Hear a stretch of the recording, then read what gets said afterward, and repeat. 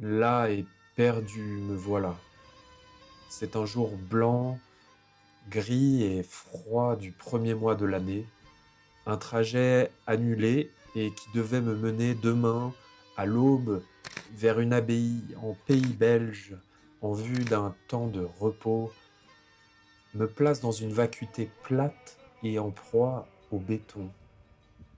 J'irai prier ailleurs. Mon pèlerinage sera tout autre et voici l'idée, influencée par le pli de mon estomac qui gagne alors du terrain. À la clé, ce n'est pas Dieu, mais un câlin gastrique qui fera mon aise.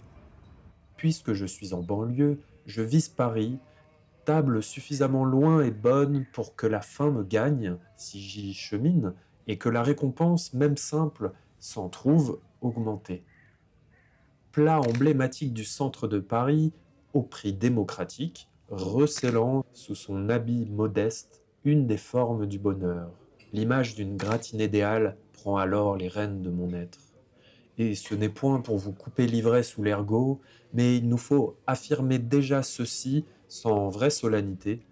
Il faut venir ainsi au cœur de l'hiver, à pied et à jeun, d'une bonne dizaine de kilomètres, en longeant la Seine, seul comme un hère aux mains roses, avec pour unique but un bouillon brûlant, pour comprendre l'âme d'une soupe à l'oignon. Le trajet commence ici. Encore à Meudon, les berges de l'île Saint-Germain sont encore bucoliques. Le duvet d'une famille de canards, une équipe de rameurs en aviron, essoufflés, quelques coureurs, et ces teintes de vert et de marron spécifiques au fleuve de chez nous. Le discret clapotis de l'eau et la rumeur du tintamarre des voitures. Puis, c'est un long gris qu'il faut franchir. D'abord, vous devez passer l'usine à ciment vers Issy-les-Moulineaux, à contre-courant des voitures, sur la rive gauche, puis à côté des péniches somnolentes.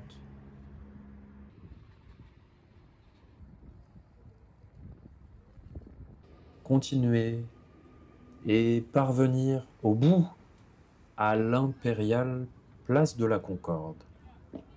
J'ai accéléré dans le texte, mais c'était long. Là, le jardin des Tuileries s'ouvre à vous. Les arbres déplumés délayant un semblant d'oxygène sur vos pas.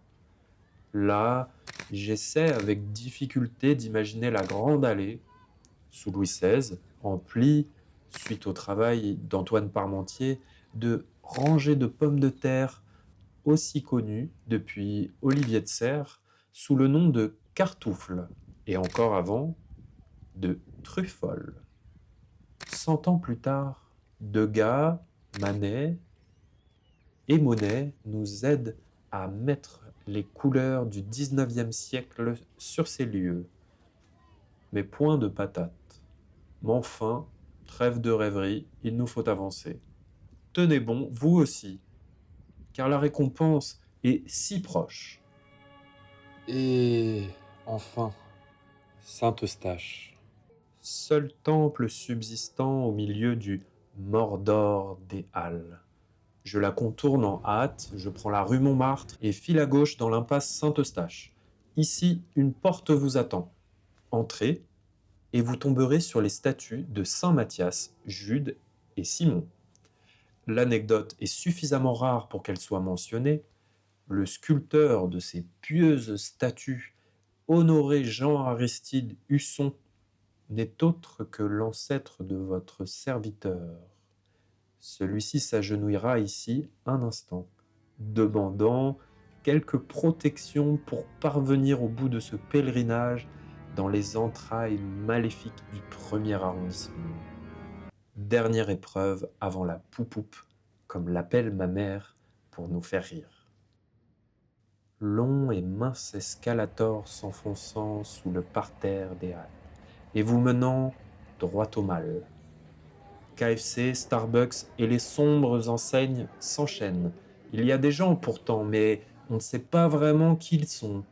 S'ils sont des flâneurs, des tultans, des gens date, des affamés, et d'ailleurs peu ou pas de touristes. On devine pourtant des êtres en quête d'une nourriture trop savoureuse et des êtres comme moi qui viennent s'échapper dans les profondes salles de cinéma de l'UGC. En tous les cas, c'est spécial. Dans la salle du Sushi Way, votre table est même munie d'un écran pour mieux en redemander. Curieux endroit où jadis les halles décrites par Zola étaient l'immense ventre de Paris, là où toutes les denrées arrivaient des campagnes avoisinantes, et là d'où tout s'en allait dans les veines et boyaux de Paris.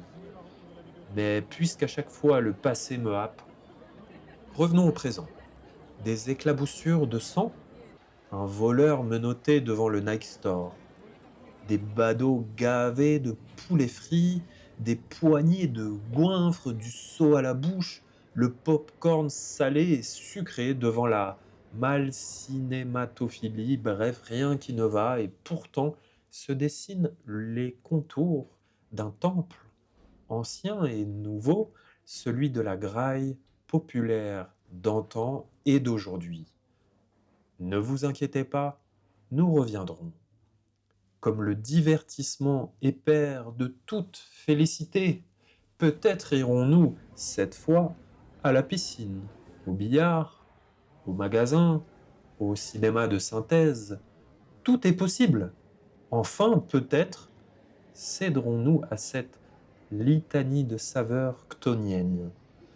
Cum grano salis. Revenons à la surface, avant que nos langues ne fourchent en ces lieux de crimes culinaires. Et de toute façon, la soupe à l'oignon ne se trouve pas sous terre. Si vous le voulez bien, je vous donne rendez-vous tout de suite dans une vieille adresse située au 15 rue Montmartre. Vous voyez la devanture rouge cardinale? Voilà, vous y êtes. Lisez Le Cochon à l'oreille. Antique établissement où l'on peut encore déguster la fameuse gratinée des Halles. Alors, on goûte? Un potage aux oignons, c'est bien ça. Mais avec quels oignons, me direz-vous? Sûrement des blancs, car le chef, et on peut dire collègue, du pied de cochon, dit qu'il chérit l'oignon de Saint-André, donc l'oignon doux des Cévennes. Caractéristique première de celui-ci, une robe claire et nacrée, une brillance exceptionnelle liée à la finesse de ses tuniques, un piquant faible, une absence d'amertume et un taux de sucre élevé. Voilà, donc là, l'oignon est parfait. Il n'a pas de coupe, il n'est pas fendu. Il a la forme bien typique d'un oignon doux. Donc ça va être un oignon premier choix, si on peut appeler ça un premier choix. Il est juteux et fondant, contenant peu de composés soufrés, son facteur lacrymogène est faible. Que faut-il dire ensuite? Que c'est d'abord une soupe, dans son sens ancien, une tranche de pain baignant dans un bouillon brûlant. Nous insistons sur le mot brûlant, elle est si chaude, la gueuse, qu'on ne peut espérer en apprécier le goût qu'après avoir attendu un quart d'heure. On sent bien le jus de bœuf, le poivre, la richesse en beurre, en comté et en cantal, nourrissante et réconfortante, un vrai câlin de gras. Une agréable note de vin blanc et mon ventre ronronne. Ah, ce bouillon philosophal de l'hiver. Celle du pied de cochon est plus simple en goût, mais moins chère, et dans ce sens peut-être plus authentique, car celle des forts ne devait pas être très grasse ni goûtue, et c'était d'ailleurs leur nourriture quotidienne. Les forts des Halles, les Sherpas de l'ancien marché décrit par Zola, en consommaient largement pour se réchauffer, se fortifier et se laver l'estomac. À 1 heure du matin, c'était la première rasade, juste avant le coltin. Au 2e étage de la mairie du 1er arrondissement, un immense tableau scelle ce souvenir. Autour des marmites, on les voit goulûment s'en abreuver et toutes les gens des Halles pressées autour du fumet. N'oubliez pas alors, si cette modestie du goût venait à vous troubler? Quelle a été inventée pour maintenir debout les grands camions à vie qu'étaient les forts? Que Paris mangea quelques siècles, car celle-ci abreuvait le sang de ces géants.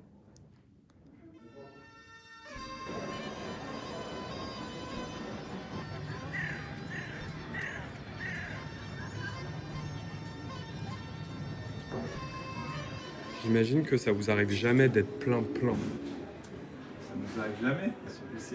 Non, pas Souvent. plein. Ah bien sûr que si. Tous les week-ends, et même là, ce midi, on était plein. Si, toutes les chaises, il y avait quelqu'un dessus, assis dessus. Honnêtement, je préfère un peu en haut. Maintenant que j'ai regardé, C'est un peu plus cosy, ouais. voilà.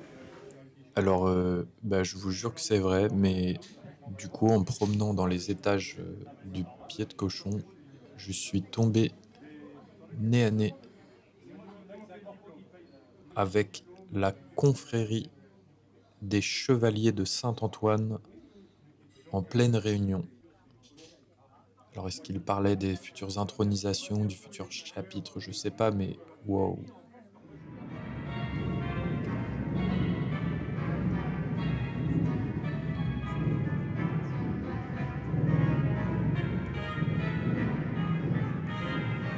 Un concert faustien dans l'église Saint-Eustache.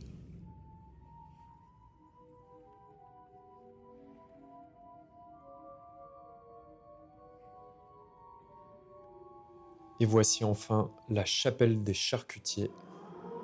En fait, les charcutiers et les bouchers des Halles, depuis plusieurs centaines d'années, étaient une corporation tellement importante et puissante et active qu'ils ont une chapelle dédiée à Saint-Eustache. Chapelle placée sous la protection de Saint-André et Saint-Antoine. En fait, la première fois que je suis venu, la chapelle était en travaux, et ça, c'est le seul plan que j'ai pu filmer à l'époque. Donc j'ai attendu presque 1 an que les travaux se terminent pour pouvoir filmer cette chapelle et vous montrer les vitraux. J'ai attendu aussi presque 1 an pour pouvoir assister à la cérémonie annuelle du souvenir des charcutiers de Saint-Antoine. Mais j'ai déjà fait une vidéo sur cette cérémonie, je ne sais pas si vous l'avez déjà vue, je la remets en tout cas, pour ceux qui ne l'ont pas vue. Ah, mais il était déjà ouvert. Oui. Ah oui, alors les pinces, oui, voilà. Je vous remercie si vous avez regardé la vidéo jusqu'au bout, ou même un bout. Merci pour votre passage. Et à bientôt.